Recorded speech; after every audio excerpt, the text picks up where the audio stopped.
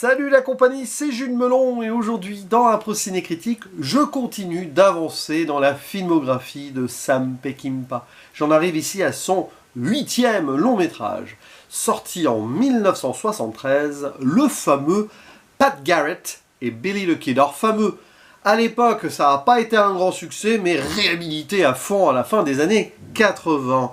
Et au casting pour interpréter les deux hommes, James Coburn, qu'on avait déjà vu chez Peckinpah dans Major Dundee, et Kris Kristofferson, un de ses premiers grands rôles d'ailleurs, sur grand écran. Citons aussi les présences pêle-mêle de Jason Roberts, Rita Coolidge, Charles Martin Smith, Jack Elam, Richard Jekyll, mais surtout, Bob Dylan, qui est là, voilà, avec un personnage étrange et mystérieux, mais aussi sur la bande originale, puisque le film est parcouru de plusieurs de ses chansons, dont le fameux Knockin' on Heaven's Door. Donc évidemment que c'est rentré aussi dans les annales par rapport à cela.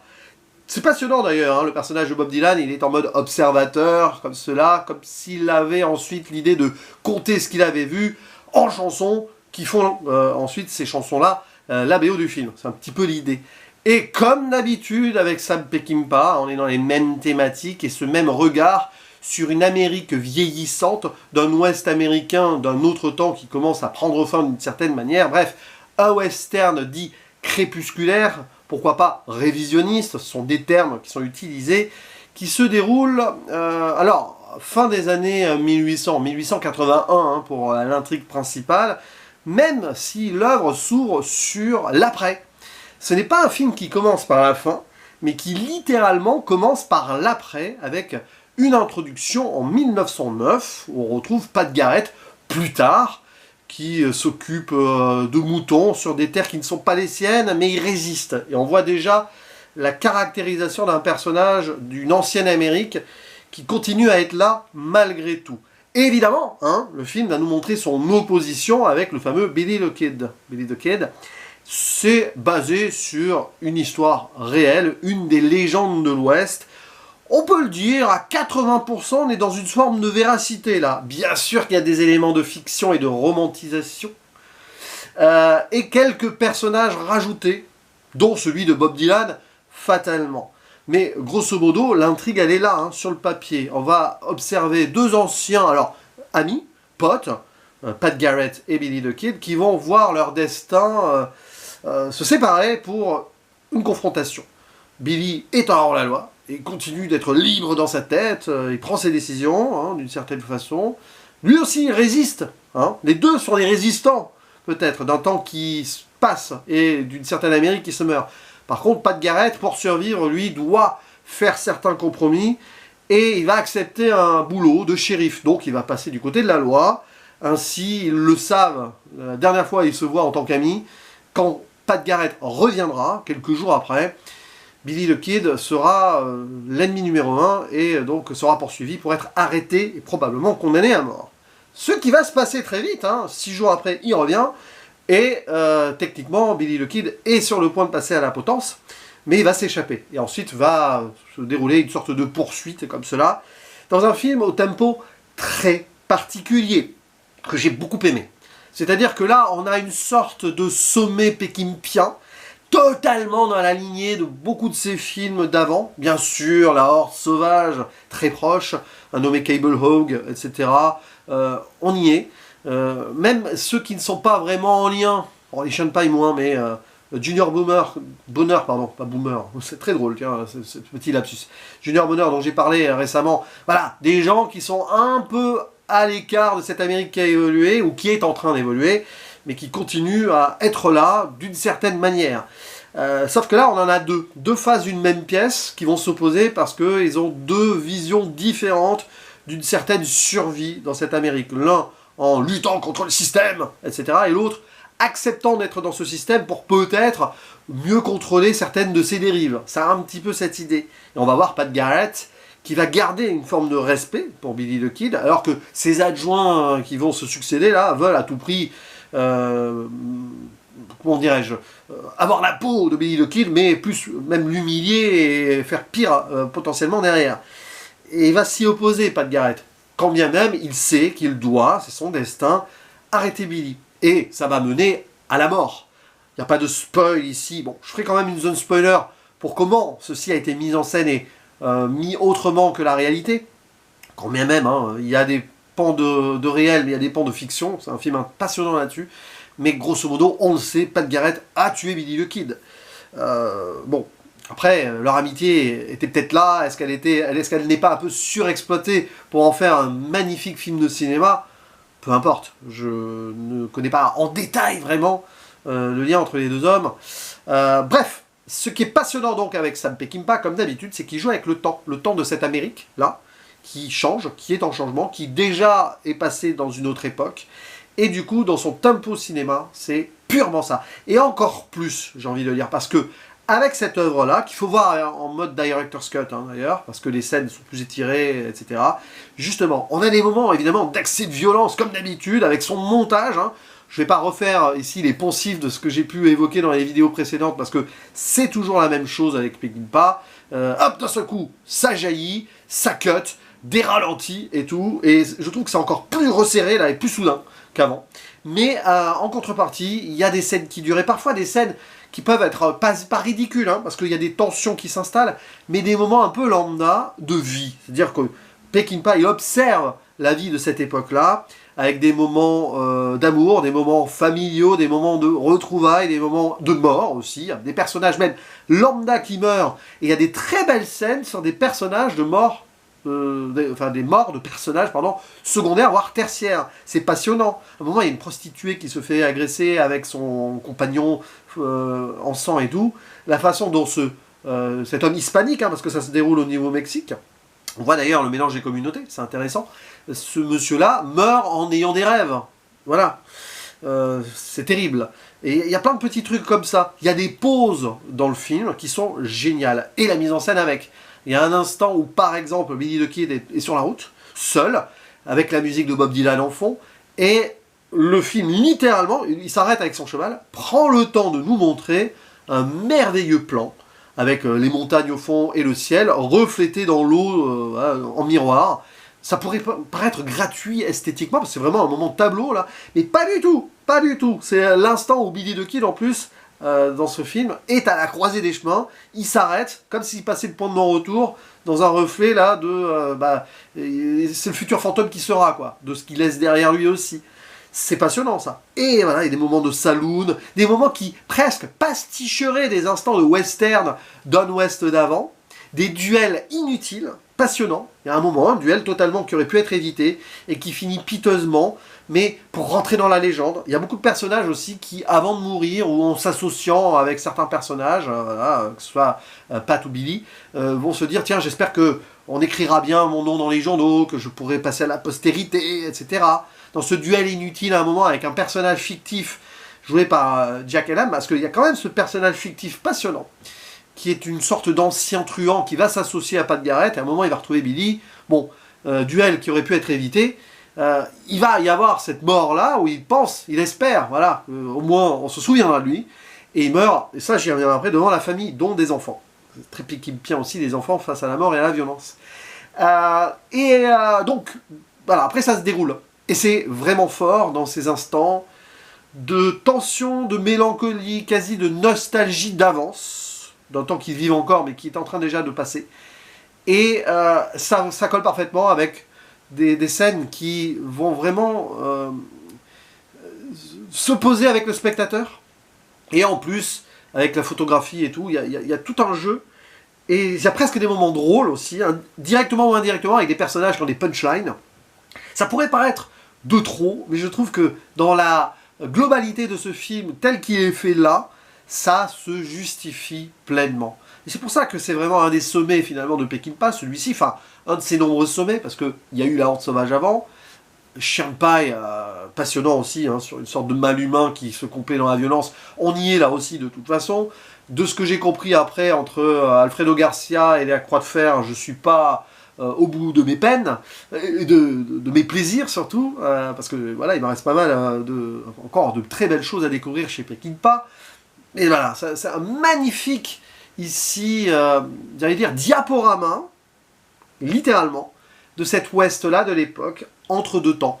Diaporama même dans ce générique, après la scène d'introduction sur laquelle je vais revenir, parce qu'elle mérite une analyse à elle toute seule, ce générique avec des images figées, photographiques, qu'on a déjà vu chez Peckinpah avant, hein, je crois que, alors, je ne sais plus si c'était La Horde Sauvage, mais cette idée de figer, de fixer, et on se demande presque à certains instants si ce sont des images du film, ou des images archives, colorisées ou non, peu importe, il y a ce mystère-là, c'est suspendu dans le temps, tout simplement. Et du coup, cette scène d'introduction que je trouve génialissime, dans l'idée de commencer par l'après, et d'en faire une transition directe, parce que le film s'ouvre sur la mort de Pat Garrett, voilà, bon, qui va quand même être abattu, tout ça, parce que il est abattu par quelqu'un qu'on verra dans le film. Hein, je reviendrai sur ce personnage. Et cette idée que cette transition de la mort de Pat Garrett va être faite avec la première scène, donc 28 ans avant, 1881, où on voit Billy the Kid s'amuser, parce que Kid, hein, c'est un enfant qui s'amuse, à tuer des poulets, des coqs, des poulets, tout ça. Voilà, il shoot des poulets, et on a l'impression à un moment que quand il shoot sur des poulets, pouf, on voit, il shoot Pat Garrett, alors que Pat Garrett va le tuer. Mais il y a cette idée de lien là, alors pourquoi des poulets, des coqs? Peut-être pour marquer le virilisme mourant d'une certaine Amérique, j'en sais rien, pourquoi pas, hein, parce que le film est très macho-viriliste. Hein. Il y a des petites scènes quand même, bon, enfin, macho-viriliste. D'une certaine manière, les femmes ne sont pas très mises en avant, si ce n'est elles sont épleurées, ou elles annoncent le destin, ou elles vont permettre des retrouvailles improbables. Mais cette idée de transition est parfaite.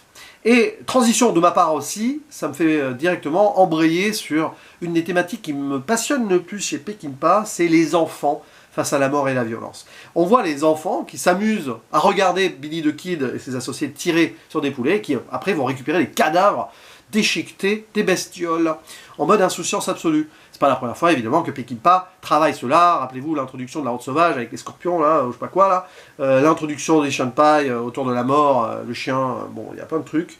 Et dans beaucoup des films de Peckinpah, il y a ça, ce regard de cette jeune génération qui, par transmission, déjà, va récupérer cette idée de violence et de soudaineté, de jeu avec la mort, par la suite. Ce qui montre, du coup, que là, Peckinpah, il pose un constat, c'est à cet instant que l'Amérique est condamnée de perdre cet ancien temps un peu insouciant, et cette jeune insouciance-là n'en aura pas directement en voyant donc la mort et en reproduisant certains jeux de toute façon. Et il y a plein de petits moments avec des enfants dans le film là-dessus qui sont très pertinents.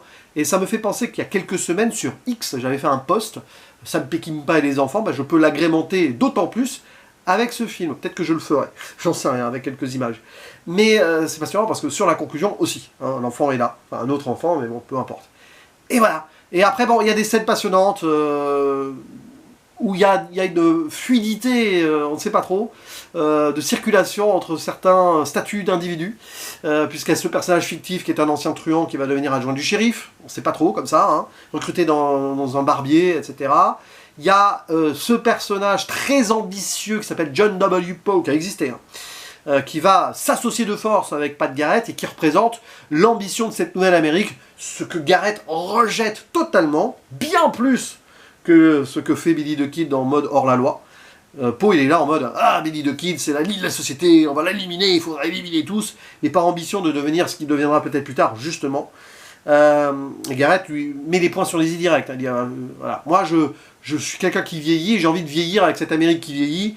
Tes opinions et tout, toutes les gardes, j'ai ma mission, j'ai mon statut, je dois aller au bout, c'est comme ça, c'est par survie, c'est ma façon de survivre, un peu par trahison d'amitié, mais c'est sa façon de survivre, et il n'est pas devenu hors-la-loi comme Billy, c'est comme ça. Et alors, John W. Poe, derrière, est très très, voilà, on le voit, hein, comment Peckinpah questionne cette nouvelle Amérique naissante, très liée avec le capitalisme, pas loin d'être une sorte de cartel mafieux aussi, on voit là quand... Billy, non pas Billy, du coup Pat est avec le gouverneur qui a vraiment existé, hein.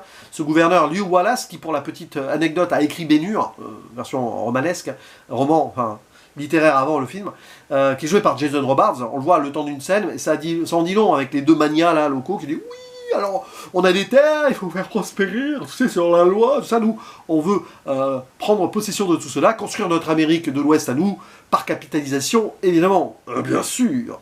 Et ça, Sam Peckinpah, il l'aimait pas. Son côté libertarien, libertaire aussi, questionne cela. Bon, Et derrière, bon, évidemment, voilà, ils vont retrouver des femmes aussi. Billy et Pat vont avoir des liens avec des femmes. Mais Pat, c'est plus avec des prostituées, scène assez douteuse quand même. J'ose espérer que tout a été contrôlé par Peckinpah et scripté, que les actrices étaient consentantes sur certains points. Voilà, je n'en dis pas plus, vous verrez la scène. Parce qu'il y a une sorte de jeu que je trouve un peu déplacé, mais si c'était scripté que les actrices en question étaient en mode oui, il n'y a pas de souci, bon, mais c'est l'époque, hein. Il faut toujours rester très prudent sur ce point. Par contre, Billy, lui, c'est en plus en mode romance. Mais romance vite fait, parce que d'abord, il retrouve une certaine Conchita. Il y a Harry Dean Stanton, d'ailleurs, dans le film, j'ai oublié de le mentionner dans le classique, le temps de cette scène-là, où il enlève le gars, joué par Harry Dean Stanton, et retrouve sa Conchita, mais il a une vraie petite amie. Voilà, qu'on verra vers la fin. Tandis que Pat Garrett, lui, il a une épouse. Il a une épouse qui lui dit « tu vas mal finir ». Et bah, en plus, il la trompe avec des prostituées. Chacun essaie de profiter comme il peut dans un monde mourant. Voilà, film donc qui se veut très crépusculaire d'emblée. D'ailleurs, les scènes d'introduction, il y a une sorte de photographie ultra terne et crépusculaire, alors que c'est l'avenir. On est en 1909. C'est le paradoxe. Voilà. Comme quoi, finalement, l'évolution de l'Amérique, finalement, se ternit. Et de plus en plus sombre, selon Peckinpah. Spoiler pour 2-3 trucs. La façon dont Billy the Kid meurt, finalement, peut-être que c'est que là-dessus que je vais spoiler, sur la conclusion au sens large, il est vraiment mort à cet endroit. Vraiment. Une sorte de maison, là. Mais bon, Peckinpah et alors ses scénaristes, j'ai pas vérifié qui était à l'écriture, son scénariste, un certain Rudy Wurlitzer, joli nom, qui a fait beaucoup d'autres choses. Pas tant que ça avant, en tout cas, il en a fait après. C'est pas quelqu'un qui est très réputé finalement à Hollywood. Hein. Bref, ils ont décidé, d'un commun accord avec Peckinpah, je pense, d'introduire cette romance où il retrouve sa petite amie et donc avant la mort, l'amour, la perfection, c'est-à-dire que Billy the Kid meurt en ayant connu une forme de plénitude, de retour au foyer, si vous voulez, enfin retour avec la personne aimée, dans un moment d'amour parfait qui contraste avec les prostituées avant avec Pat Garrett, hein, ou avec Conchita pour lui avant quand même. Et c'est parfait, c'est-à-dire une mort, hein, il sort, il va chercher à bouffer, je sais pas quoi, et il va mourir très brutalement, il va même pas avoir le temps de voir cette mort arriver, mort brutale, hein, cut, très vif, ralenti, très vif, très rapide, ces jeux sur les ralentis, cuts, etc. sont beaucoup plus saccadés que encore même il avait pu faire un Horde Sauvage, je trouve, et voilà, et bah, Pat Garrett le tue donc, et n'a aucune célébration derrière. Pour lui, il est arrivé à une forme d'arriver au bout de sa mission, triste même presque je dirais, mais respect jusqu'au bout, alors que le fameux Paul veut couper l'index de Billy the Kid, Garrett s'y oppose. C'est un peu indirectement comme ça que 28 ans après, avec une certaine rancune, c'est bien Poe qui tuera il tuera Pat Garrett. Dans une sorte d'ambition ultime, où Pat Garrett est devenu une sorte de indirectement hors la loi, entraînant sur des terres qui ne sont pas les siennes, mais ce sont des terres qui ont été capitalisées, hein, et finalement qui devaient appartenir à tout le monde. Rappelons que ce sont des terres qui appartiennent à d'autres peuples qui ne sont pas du tout mentionnés dans le film, hein, quand même, hein. Bon, Peckinpah, disons que les natifs, il y a eu des films où il en a un peu traité, mais pas là, en tout cas. Mais bon, en tout cas, voilà, hein, fin d'une forme de liberté de l'Ouest américain, Pat Garrett, qui hors la loi malgré lui, en étant ce qu'il était légalement avant. Et c'est ça qui va le faire mourir. Et alors là, toute fin de 1888, hein, 81, pardon, 1881, 100 ans avant ma naissance quand même, c'est très drôle, où Pat Garrett a tué, et il y a un enfant qui va lui jeter des pierres. T'as tué mon héros, j'en sais rien. Enfin, un enfant que Billy connaissait sûrement, et il lui jette des pierres. L'enfant, la violence, il veut se venger, peut-être, un jour. Ah oui, peut-être.